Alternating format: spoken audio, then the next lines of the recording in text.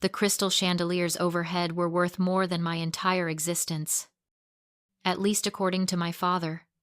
He didn't even set down his vintage wine glass when he looked at me across the gala dinner table. He smiled.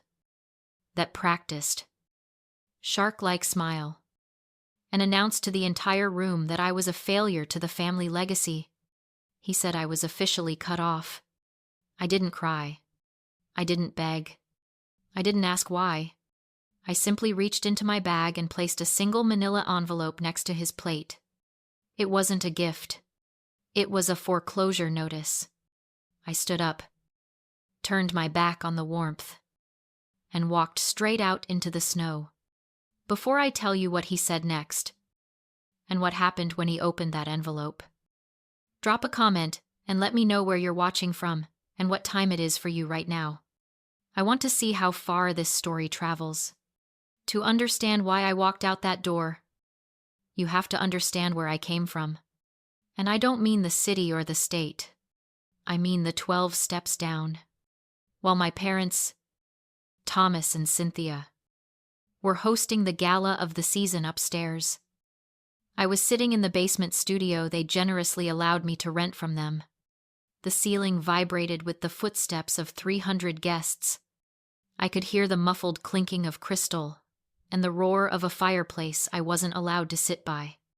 Down here, the only thing roaring was the wind against the single, ground-level window. I watched a snowflake attach itself to the glass. It didn't melt. That is because the frost was on the inside. I pulled my coat tighter around my shoulders. I was wearing 2 sweaters and a scarf. And I was still shivering. This wasn't just a bad heating system. It was policy. My father had capped the vents leading downstairs 3 years ago. He said heat was a privilege for those who contributed to the household economy, since I was just a freelance illustrator, a profession he called glorified doodling. I apparently hadn't earned the right to be warm. People always ask why I stayed. Why didn't I just leave when I turned 18? Why did I endure the cold and the insults and the rent demands for a moldy basement? That is the trap.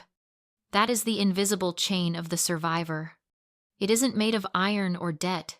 It is made of gaslighting. For 29 years, my parents didn't just take my money. They took my reality.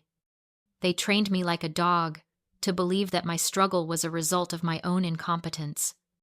They told me I was poor because I lacked discipline. They told me I lived in a basement because I wasn't smart enough to make it in the real world. They convinced me that they were saints for taking me in, that I was a burden they carried out of charity. When you hear that every day, you don't look for the exit. You look for ways to be less heavy. You start to believe that the cold is your fault. I thought if I just worked harder, if I just saved more, if I just became the daughter they wanted, maybe they would open the vents. I looked at the water glass on my desk.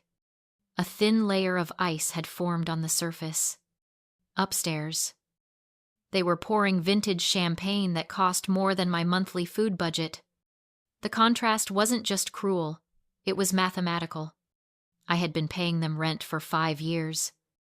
I had been buying my own groceries, paying for my own internet, covering my own medical bills. Where was the money going? My phone buzzed. It was a text from my mother, sent from the kitchen 2 floors above. Don't come upstairs until the guests leave. We don't want you embarrassing us with that coat. I stared at the screen. The invisible chain snapped. It didn't break with a loud noise. It broke with a quiet, terrifying clarity. I wasn't cold because I was a failure. I was cold because I was being robbed. I looked at the manila envelope I had prepared earlier that day. The one containing the results of a simple title search I had finally gathered the courage to commission. I stood up. My breath fogged in the air before me. I wasn't going to wait for the guests to leave. I was going to join the party. I didn't make it to the top of the stairs. I didn't have to. Before my hand could touch the doorknob, the music above abruptly died. It wasn't a fade out, it was a hard cut. The kind that happens when someone walks into a room and sucks all the oxygen out of it. Then I heard a sound that terrified my father more than the IRS. The rhythmic, heavy strike of a cane on marble. Click. Pause. Click. Pause. Grandma Elizabeth had arrived. I froze on the landing, through the thin wood of the cellar door. I heard her voice. It wasn't loud, but it carried the weight of 80 years of accumulated power. "Where is my granddaughter?" she asked. "She's not feeling well." "Mother," Thomas said. His voice was smooth, practiced. "She's resting at her apartment. You know how she gets during the holidays. Antisocial." "I sent the driver to her apartment," Elizabeth said. "She wasn't there. He said her mail is being forwarded here. To this address." "Why is her mail coming here if she doesn't live here?" "It's temporary," Cynthia chimed in, her voice high and brittle. "Just until she gets back on her feet. She's staying in the guest suite, but she's sleeping. And we really shouldn't disturb her." "The guest suite," Grandma repeated. "The one on the second floor." "Yes." "Exactly. Then why is there a draft coming from the cellar door?" I held my breath. The doorknob turned. My father must have put his hand over hers because I heard a scuffle. "Mother." "Don't. The basement is under renovation. It's unsafe. There are exposed wires. Dust everywhere. You'll ruin your dress." "Move your hand." "Thomas," she said. The tone wasn't a request. It was a threat. "Or I will break it." The lock clicked. The door swung open. The cold air from my studio rushed up to meet the perfume and heat of the hallway. I stood at the bottom of the 12 steps, still wrapped in my coat. My breath visible in the sudden beam of light. Grandma Elizabeth stood at the top, a silhouette framed by the golden glow of the gala. She looked down at me. She looked at the frost on the inside of the basement window. She looked at the single space heater that was currently unplugged because I was trying to save on the electric bill my father charged me for. She didn't say a word. She just started walking down. Thomas and Cynthia scrambled behind her. "Mother, please. It's just a temporary arrangement. We're fixing the furnace down here next week." Lauren insisted on this space because she wanted privacy for her art. Grandma reached the bottom step. She looked at the concrete floor. She touched the wall, her gloved finger coming away wet with condensation. Then she turned to me. She reached out and touched the wool of my coat. She felt the shivers I couldn't suppress. "You charged her rent for this," she whispered. "It wasn't a question. It's a life lesson." Thomas stammered, sweat beading on his forehead despite the freezing temperature. "She needs to learn the value of $1. We're teaching her grit." "You're teaching her survival," Grandma said. She turned to face them. Her eyes were dry, hard, and absolutely lethal. "And you have taught her well, because she survived you." She didn't scream. She didn't make a scene. She simply pointed her cane at the stairs. "Get your coats. Both of you. The party is over." "We can't leave," Cynthia gasped. "We have 300 guests. The caterers are serving the prime rib. I don't care if they are serving diamonds." Elizabeth said, "You are leaving. Now. Or I will go upstairs and announce exactly why we are leaving to every single one of your investors." My parents went pale. They turned and marched up the stairs, like children being sent to the principal's office. Grandma took my arm. Her grip was surprisingly strong. "Come, Lauren," she said. "We have a meeting to attend." We walked out through the kitchen, bypassing the party entirely. As I stepped into the back seat of her vintage Rolls-Royce, I looked back at the house. The lights were still on. The music had started up again. But the warmth inside was fake. I sat back against the leather seat. And for the first time in 5 years, the shivering stopped. The sun didn't rise on Christmas morning so much as it pierced the gray sky, cold and uninviting. We weren't opening presents around a tree. We were sitting in a conference room on the 42nd floor of a glass tower in downtown Chicago. The office of Mr. William, the family attorney, smelled like lemon polish and impending litigation. My parents, Thomas and Cynthia, were sitting on the opposite side of the mahogany table. They looked less like the masters of the universe they had played the night before, and more like teenagers caught driving a stolen car. They were still wearing their clothes from the gala my mother, in her silk gown, now wrinkled. My father in his tuxedo with the tie undone. They tried to project an air of annoyed dignity, as if this were just a tedious administrative error they had to clear up before brunch. This is ridiculous. Elizabeth, my father said, leaning back in his leather chair. Dragging us out here on Christmas morning. We have guests waking up at the house. We have appearances to maintain. We were just trying to teach Lauren resilience, my mother added, her voice dripping with that sickeningly sweet tone she used when she wanted to manipulate a situation. She smiled at me. A tight, predatory grimace. You know how she is. Mr. William, she lacks drive.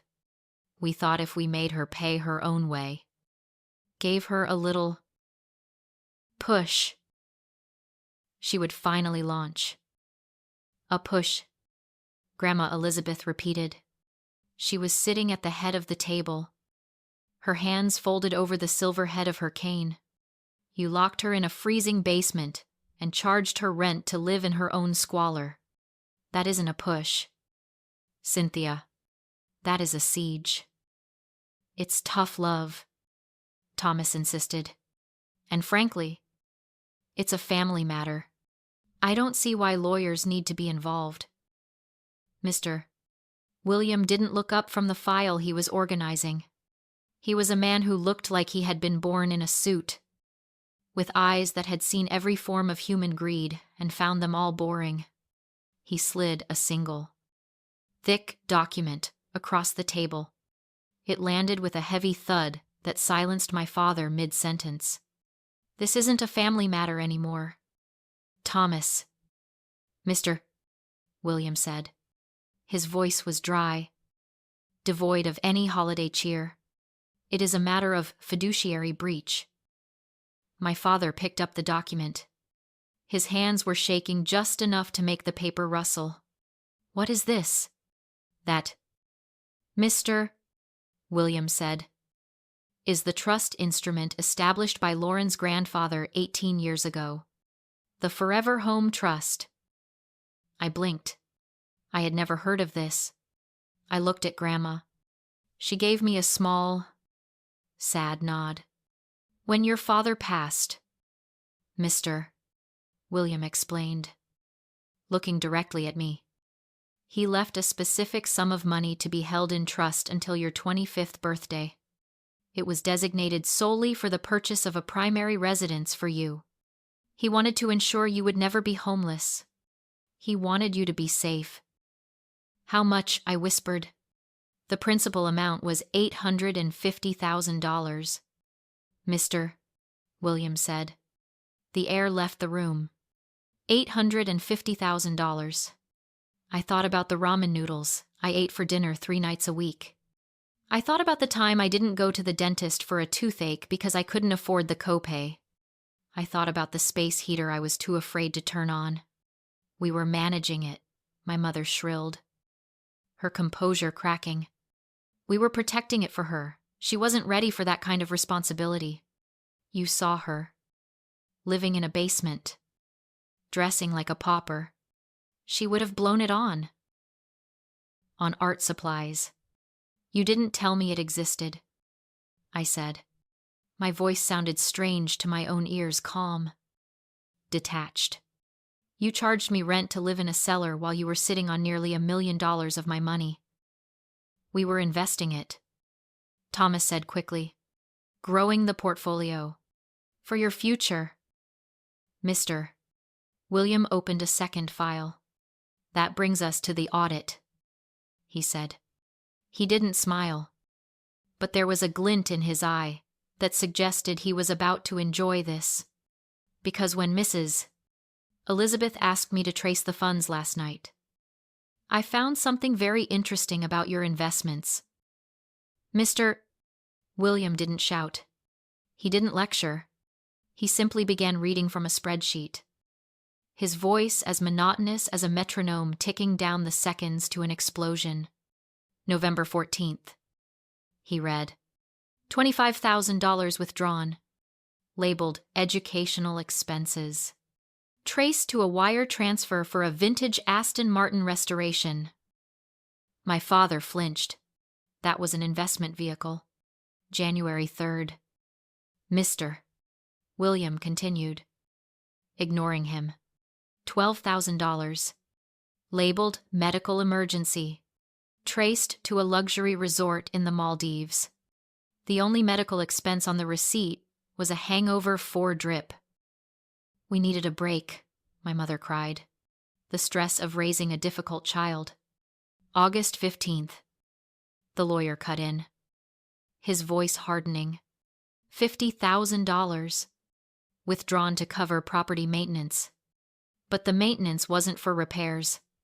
It was to pay off a gambling debt held by a Mr. Russo in Las Vegas. The room went dead silent. My mother turned slowly to look at my father. Thomas, she whispered, you said you won that money. I was going to win it back, Thomas shouted, slamming his hand on the table. I just needed liquidity. I was protecting the family name. You were protecting your ego, Grandma Elizabeth said. She hadn't moved. She looked like a statue carved from ice and disappointment. You stole from your daughter to pretend you were still rich. But here is the most interesting part. Mr. William said. He flipped to the final page of the document. 3 years ago. You were facing foreclosure on the estate. You had leveraged yourself to the hilt. The bank was coming for the keys. So, you made a bulk withdrawal from the trust. $800,000. I did the math in my head. That was almost the entire principal. You used that money to pay off the mortgage on the mansion in full. Mr. Williams said, you saved the house. Exactly. My father sat up straighter, grasping for a lifeline. See, we saved the family home.